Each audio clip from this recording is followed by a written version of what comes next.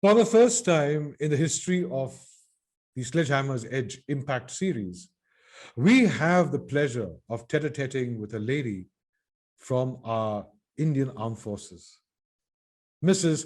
Vijay Lakshmi Nagaraj. Married to a gentleman and an officer, retired Lieutenant General Nagaraj, you would probably assume or imagine that her life would have been one beautiful fairy tale.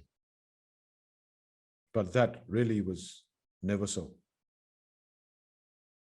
Vijay Lakshmi Nagaraj, an amazing author, storyteller, educational consultant, and deeply concerned about the present generation born in a post-pandemic era. Let's just step right in and listen to her highly inspirational story and, of course, a few amazing tips for all you women entrepreneurs out there. Mrs. Vijay Lakshmi Nagaraj.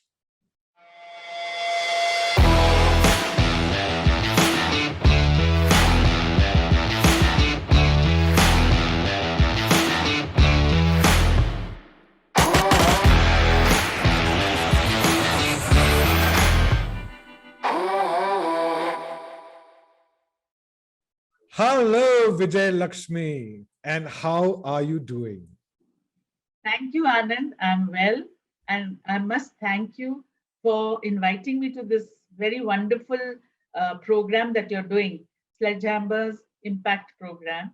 And I think I'm really honored to be here today with you. Thank you so much, Vijay Lakshmi. In fact, we are all of us are honored to have you here because this is the first time in the Sledgehammer's Impact series, we've actually had a lady from the armed forces. So we are all sitting here wishing to be absolutely inspired by you. So tell us your story, Vijay Lakshmi. How did it Thank you, begin? Anand. How did it begin and what was your journey like? Yeah, thank you, Anand. Yes, as they say, being an armed forces defense officer's wife is something quite different to being the wife in the normal circumstances. It needs a lot of um, grit and spirit because you have to become the part of the life of a soldier, and the soldier's life is not is not very like a comfortable life or a 9 to 5 kind of thing. So it is that you have joined this life with your husband, and he is a soldier whose first and foremost motto is for the country, you know the country, my soldiers, and lastly me. So we also get ingrained into that motto that yes, what he is doing is for the country, and then for his men, the soldiers, and lastly for himself. So that becomes a part of your life. And then you also feel a part of it, and there's a certain pride in it. So when I Okay. got married from, I was in a little hill station called Shillong, which is known as the Scotland of the East.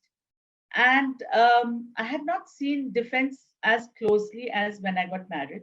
But yes, I had my uncle who was in the army. And so we did have a little bit of, insight into the defense life. But when I got married from Shillong, small little hill station, and our first place of posting was Bangalore I because see. my husband was posted in Bangalore, and it was the Bangalores of 1973. I was just out of school. I'd just about joined college, but my grandparents and my husband's grandparents wanted, us to become a larger family. But the beauty of it was that my husband said, "Look, you can continue to do what you want." So I said, okay. And we came to Bangalore. And it was later that I did my program of working with children. But yes, he said, you follow your passion, you do what you like. So that was a big plus because for a 18 and a half, 19-year-old girl who still has the world in front of her, to have a very supportive person who said, yes, you can follow your passion even after being married. I So that, think I think that would have been really, really awe-inspiring, because you're talking about an era where women didn't have the freedom of expression they have today. absolutely. So you are actually talking about a man, a very responsible officer, who also looked at you and said, if I can chase my passions, why can't you? So I want you to chase your passions too. I think that's a beautiful, that's amazing. Absolutely. That's amazing. Not only my husband, even my mother-in-law was very, very modern in her thinking. Ah, Sometimes people think, okay, old-fashioned. No, she was very modern in her thinking. And we had the most amazing relationship.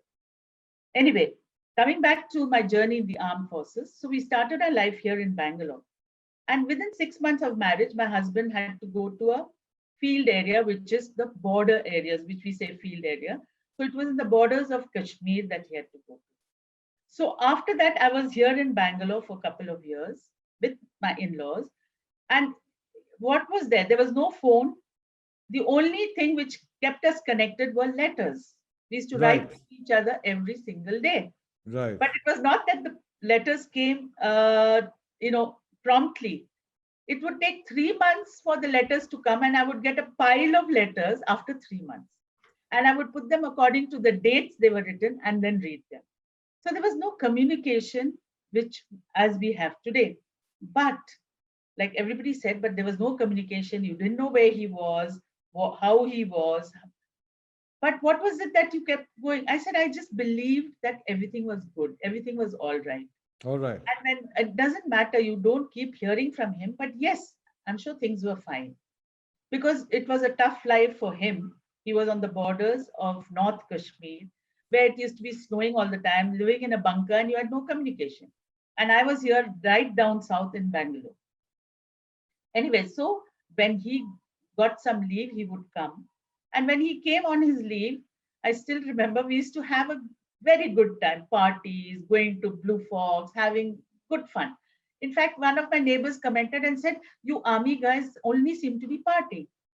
Then when we told her, look, he has come from very tough life. And when he comes on his little vacation, what do? We have a little good time together. And Yes, then he goes back to those tough times. Then she realized that, yes, life in the army is not so easy. So our journey began here in Bangalore. And also, it was a beautiful journey because finally we also came back to settle down in Bangalore after almost 40 years. right, right. So life in the army taught me a couple of things. One was self-reliance, Okay, because everywhere we did not get things which were so easily available. So self-reliance. I learned to drive. I learned to handle the children's schooling. I learned to handle everything because most of the time my husband was not around. So self-reliance was one, and adapting to various situations, whether in a city or in the back of beyonds. It could be like we were moving places every 2 years. So I would be either in a Basha, right in the heart of Punjab, or it was in the height of a place called uh, Tangdhar in, in North Kashmir, where right. you didn't even get water. It was like dry sanitation, living in a single room and walking to the mess and no running water. So those were very, very difficult things which people uh, won't even relate to today. And then in Bashas, where you had a mud hut, no running water. So we learned to adapt to any situation, any kind of place.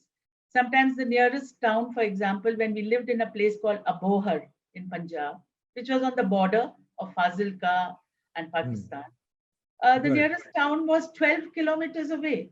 So it was not that, oh, I need a loaf of bread or some milk and I can get it. No, we had to plan. And what we learned in this adaptation was community living, helping each other. So if I right. went to Abhor town to pick up my loaf of bread and some vegetables, all the other officers of our unit and their wives, I would ask them, is there anything you need? So if one of us went, we would bring back stuff for the rest of them. So community living was the other thing I learned. One was adaptation, self-reliance, and community living. And in the army, when you're in the back of beyonds, you don't get anything so easily, not even medical help. You have a unit Right. doctor, Right. but we would help each other. If my friend had to go to the hospital for her dental, I would take care of her kids. If I had to go for some work and I had to leave my kids, I would leave them with her, because we didn't, in these areas, we did not have any help, no house help. Right. So we would Right. do it ourselves. Now, and also there was no fridge. Electricity was limited for 2 hours a day, and that would be in the evening. So we had to adapt to managing our household without a fridge, without running water. And if we did have a little get together and a little party, what did we do with the food that got left over? Ah. We would share it with the other friends. We would say, look, I have this, and they would happily say, oh, Viji, I would like this, give it to me. So we didn't waste. See, there was no question of wasting food. It was difficult times, no one to give the food to, but yes, we all shared it with each other. So that was one of the big learning of community living, where we helped each other. It didn't only extend to officers and their wives, it extended to the Jawans and their wives and their Oh, children. wonderful. Wonderful. Because when our husbands went to the borders, their husbands were also there. So who was left behind? All of us, ladies and children. So we became a support system for each other. If there was a Jawan's wife who needed medical help, we would help her. Jawan's wife's children, because they would say, Madam, our children want to learn English or they need help in maths, we started a help class. We didn't call it tuition. We said Right. help class. So if Right. there was a friend of mine who was good in maths, she would help in maths. I was the English teacher, so I would help in English, and so on. So this community living actually extended beyond officers' wives to the Jawan's wives. And it was a big learning, because they learned a lot from us in, Right. in hygiene, cleanliness, medical.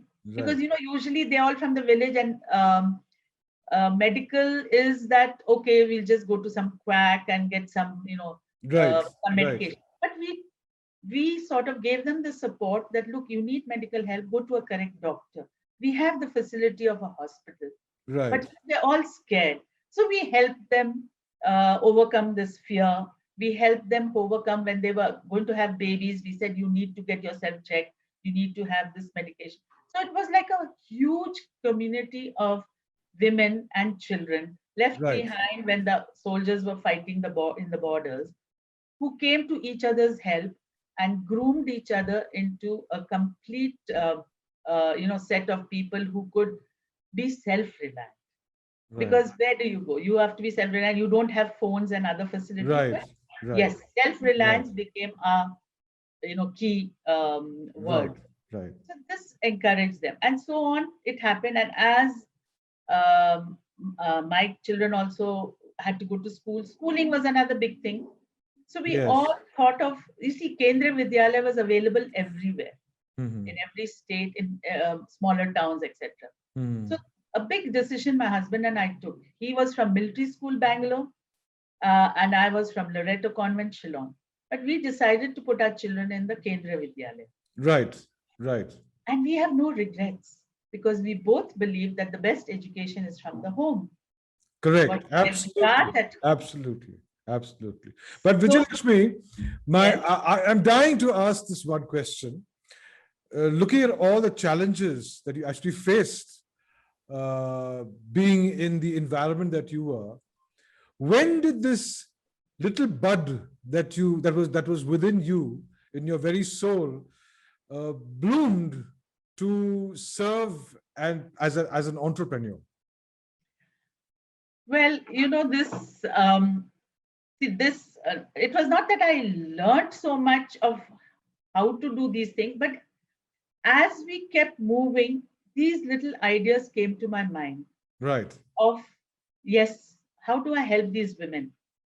So, we used to have a small welfare center Okay. where we would make paper bags, embroidery, the best embroidered serviettes, tablecloths, children's clothes.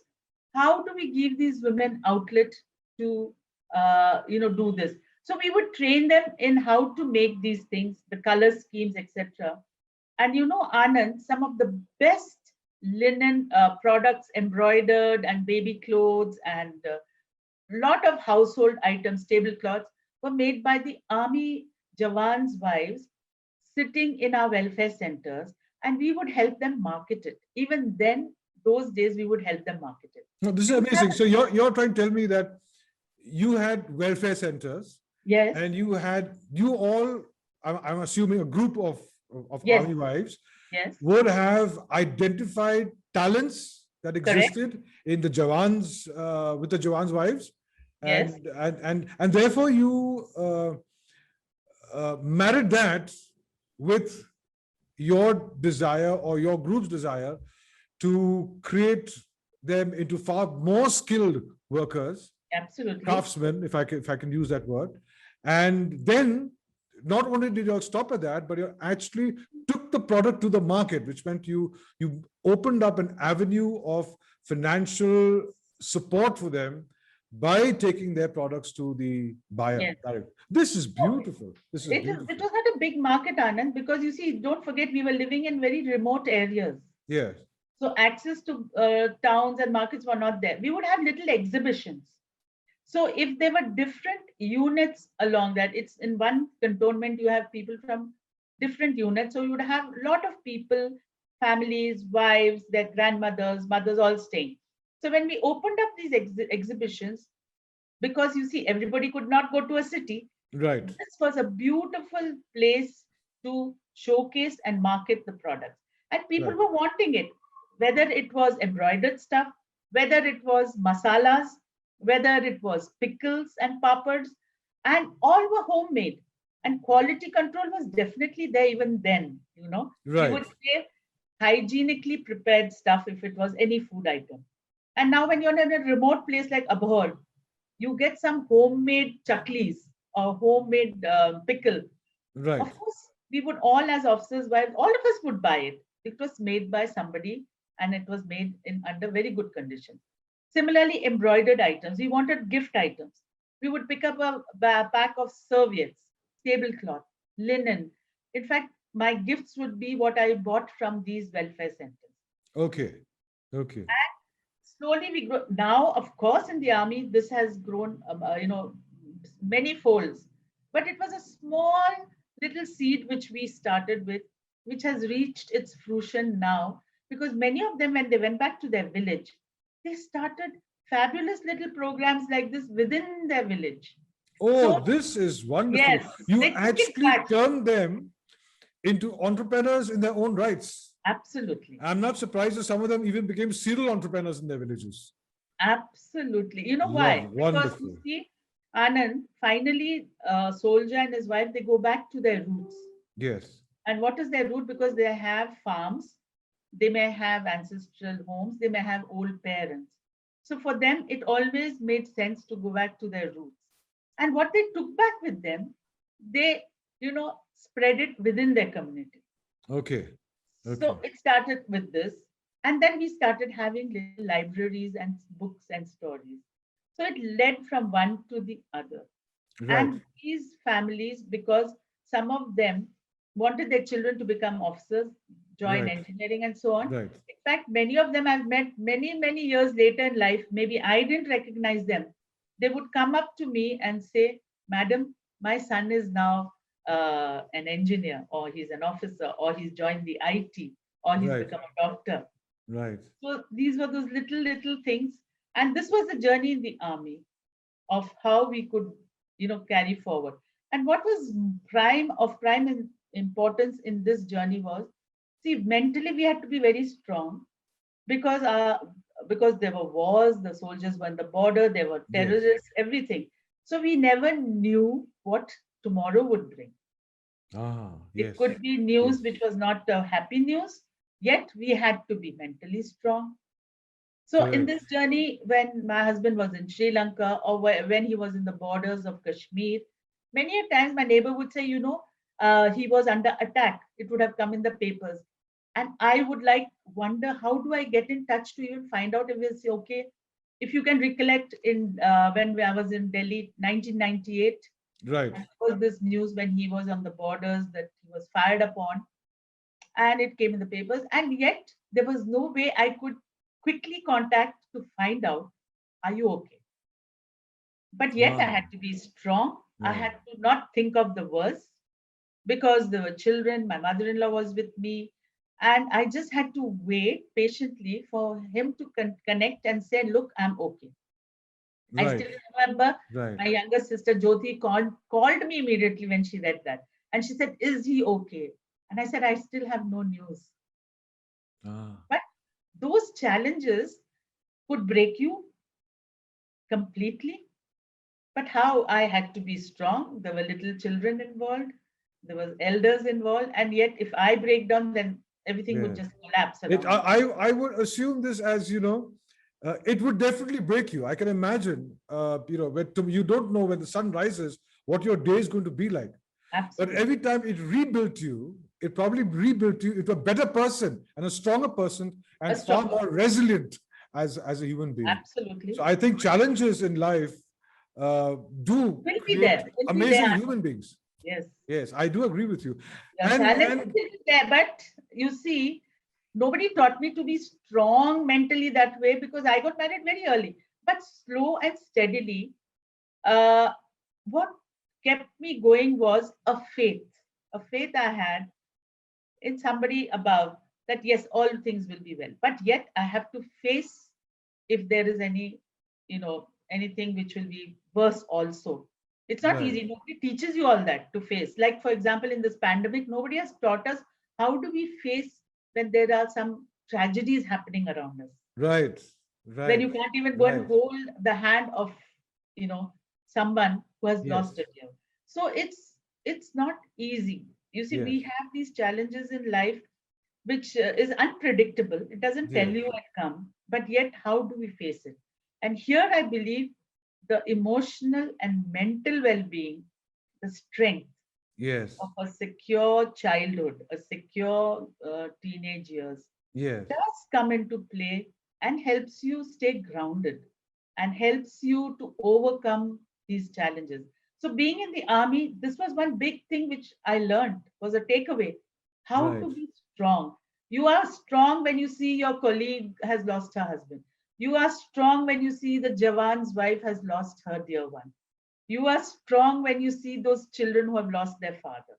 And you right. have to still be there for them and tell them, look, I'm here. It is difficult and time is the only healer, but I will take care of you. I will be there for you. I will take care of you and your children. I will help you. Incredible. This is incredible. Incredible.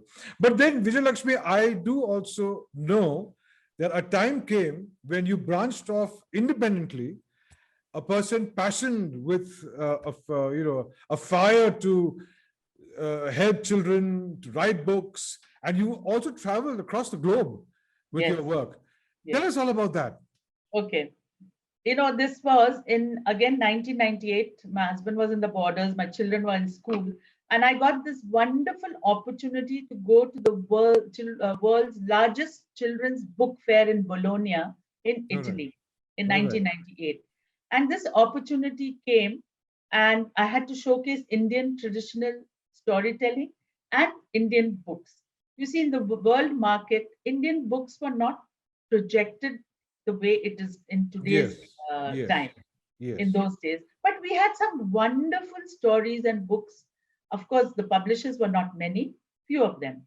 So when this opportunity came to me, I was wondering how I could go, how will I do it all by myself?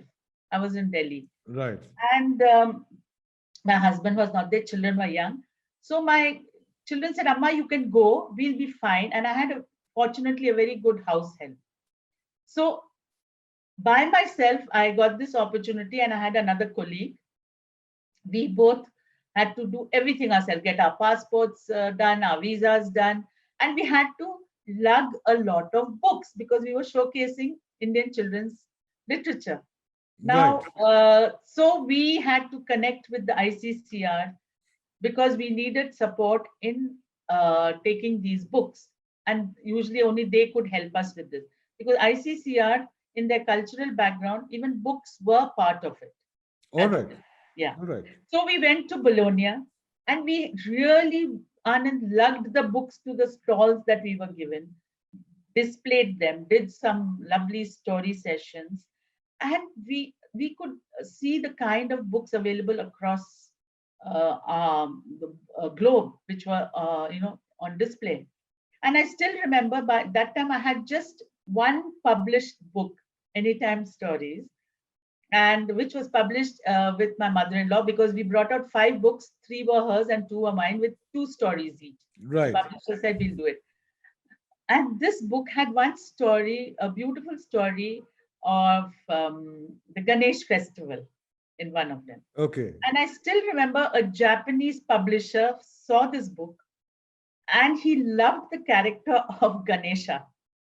And he said, can you give me this book? And I mulled over it and I said, okay. Then I said, no, but I can't give him the publishing rights of my book just like that. And I was still a novice in this world of publishing. So I said, what are you going to do? He said, I'm going to make Ganesha as a mascot. All right. Okay. And he said, I'll give you a few mascots as a takeaway. So I gave it the book, but I came back to my stall. I thought over it. Then I went back and I took back my book because I said, it's my story, my Ganesha in that story. Right. And he's going to market it by making those mascots. Right. And I was not going to get anything out of it. So I brought the book back and I said, I'm sorry, let me think about it. Then there was this lady from Germany. She used to make these beautiful toys and puppets. And she liked my book so much. She said, can you give me your books? And she said, I will give you some of these glove puppets, which I make in my, she had a huge factory of making, these puppets. Right. So I thought about it. Her name was Sabine Heinstein. And I said, okay, why not share my stories with somebody else? And I said, yeah, you can share it with children in Germany. She lived in Frankfurt. So I gave her my books and she gave me a beautiful collection of glove puppets. Those were the first time she gave me those puppets. Right. And after that, we created a beautiful relationship. One, I saw the kind of publishing happening across the world. 2, Indian stories were popular. Like when we used to narrate them with action and puppets, people did want to see it. And 3, the takeaway was that I made friends with Sabine, who kept in touch with me for many years. Right. And on my request, she made a peacock glove puppet because I said Indian, the peacock is our national bird. I said, Sabine, why don't you make a peacock sometime? Right. As a suggestion. And she made it and sent it to me. Oh, so that was like very nice. Yeah. So that was Bologna. Twice I went and really could, understand what publishing was all about. Right. And that took me on to writing papers for the Congress. This was the International Book on Boards for Young People, right. the EB Congress, where I did talk about the programs that I'd done with children.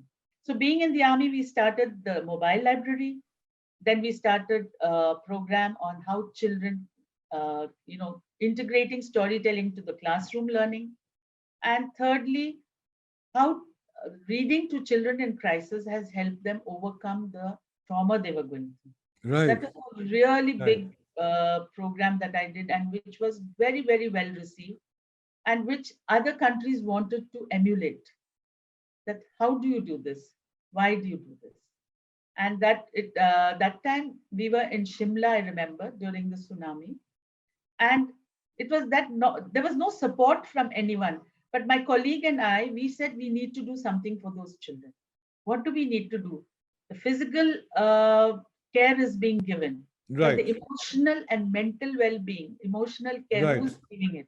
So we started this reading to children program in Nagapattinam. We came here on our own strength. There was no support from anyone. And we we had to get in touch with the Tamil Nadu government. And luckily for us, the collector of Nagapattinam, Dr. Radhakrishnan, was very supportive because he believed in it. And he said, yes, stories will help these children set up their library. So we did storytelling. We stayed there with them. And one little girl, even I still remember when I left that place, she said, in Tamil, she told me, everybody came and went, but you stayed with us and told us stories. Awesome. Awesome. Awesome. And that led to those children who had to do board exams. They became emotionally stronger and they did their board exams in April, May that year. And they did it successfully. There were children who had become speechless when they saw their parents die in the tsunami. They were speechless from that moment. But Yeah. when we did our storytelling, they would find a comfort in it. They would come to us. And some of them, one of them, his name was Sam. He started feeling good and he started talking. So the caregiver said all these days he would never talk to us. He would just eat his food and keep doing his own thing, but he would never talk because Right. that had hit him. Right. They said after seeing your books and stories, he's coming to you. He's making the puppet. He's seeing you singing those. Right. I sang Tamil songs because they were all children who understood more Tamil. And it healed his mind. So we realized that storytelling can be like a soothing balm. So this was the paper I read in Denmark, Copenhagen. I was invited to Right. talk about Right. this. And Anand, whatever I spoke about were actuals of what I did. That's why some of the people who I have trained said, you have given us the how of it. Sometimes we do know about it, but we just don't know how to execute it. Exactly. Exactly. So Exactly. in Copenhagen, I was invited, and my paper was very well received and it was used by other countries. And hence, other countries have started such programs, reading to children in crisis within their own country during any of the disasters. And this led to me becoming part of the National Disaster Management Program, Government of India, Yes. New Delhi, where I was called to, discuss on what is it that we need to look at, Right. because the physical needs are taken care of.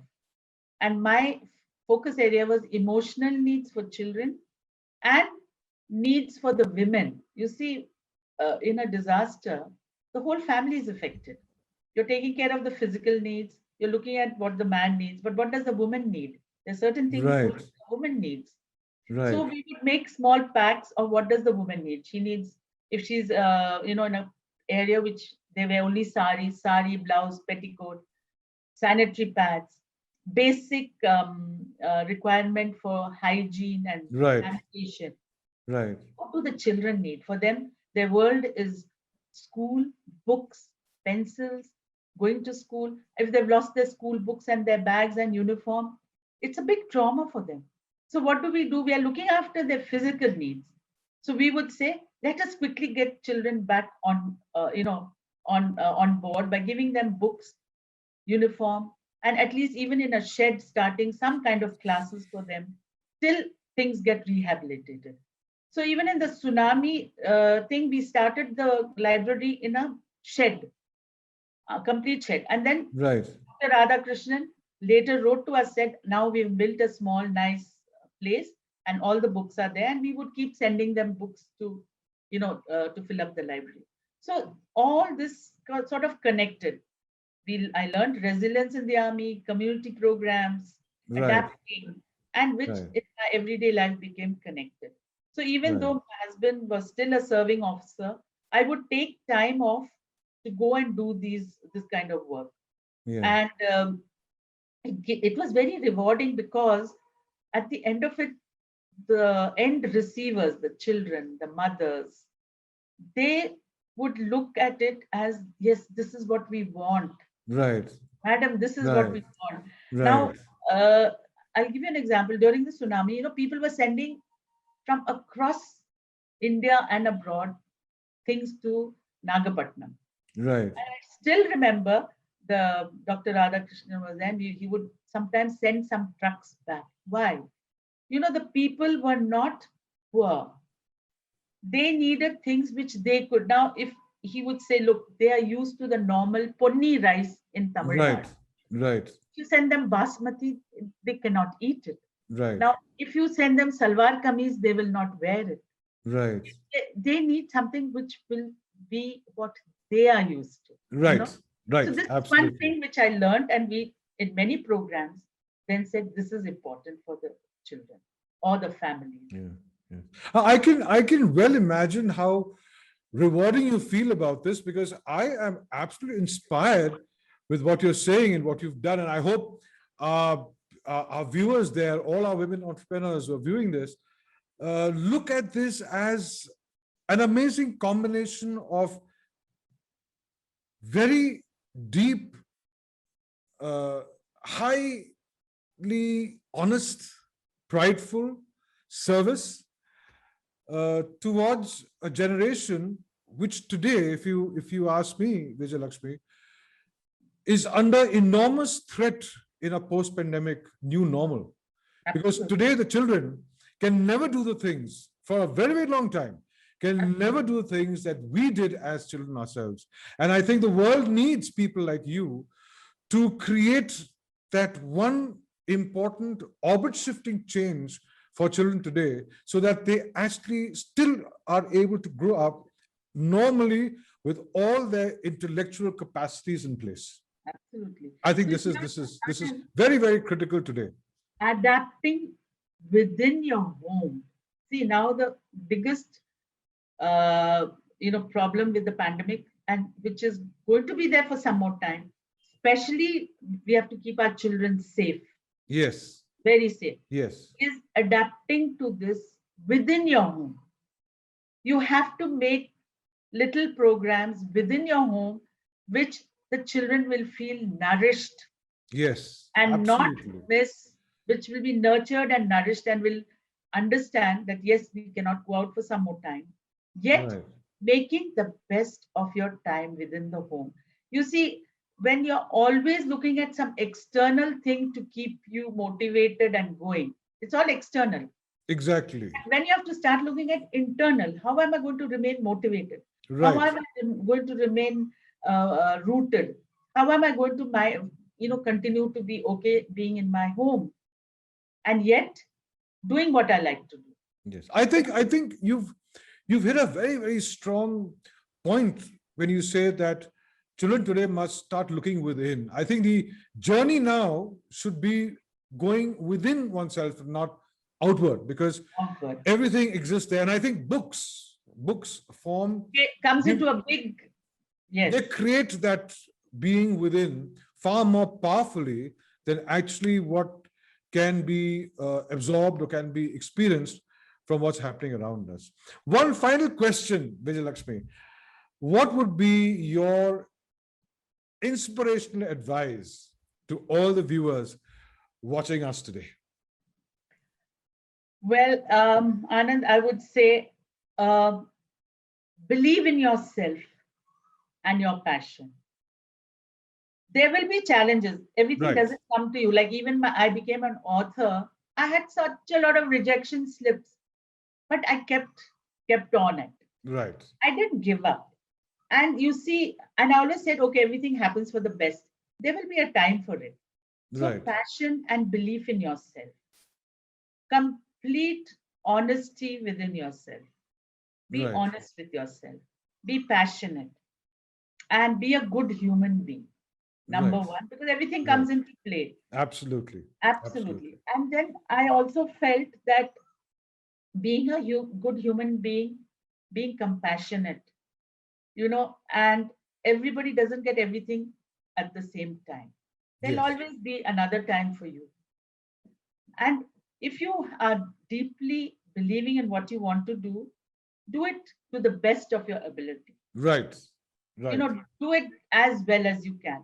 Because this is one thing even I learned from my mother. She would say, even if you're making a simple menu, make it with Shraddha. right. Absolutely, If I'm absolutely. writing a story, I do it with Shraddha. Right, So, and I believe that the sky is so vast. There's a place for everybody. We right, don't have to uh, compete. That's one thing I somehow is not there in my vocabulary, to compete. Even for children, I'll always say participate, do your best. But doesn't matter if she's got a little more than you, next time you'll get it. So that as a good human being, we have to believe in that too. It's okay. Right. Today I have not got it. Maybe Right. tomorrow. And Right. there's always another day. So Right. let's not give up. Let's be passionate about it. Let's be a good human being. And especially in this pandemic, we have seen such wonderful things happening and positivity. Let's always have positive vibes. Absolutely. Let's do Absolutely. stories which are positive. Let's talk about things which have been a positive, program, because this helps. They say when you keep throwing positive vibes, positive things happen around you. Yes. There's an Yes. aura of positivity. But if Yes. you're going on thinking very negatively, yes, things were difficult. I mean, people have gone through very tough times, no doubt about it. Yes. But even in our challenging years as growing up, there were difficult times. Even today, there's difficult time. But Yes. I'm sure there's a learning from this. Yes. The Yes. learning is that Yes. we, high thinking and humble living. We've seen living in our homes now for the past 13 months plus. Yes. But we can do with very little, yet we can give back so much. Yes. We can do That with is very little, beautiful. but we Yes. can give back so much. Yes. And environment is teaching us this, that listen, we have to live together. So let us take care of our environment. Because even in olden times, people were never greedy. They just took what they want. An animal in the jungle takes just that food that he needs. He Right. kills only for what he needs to eat.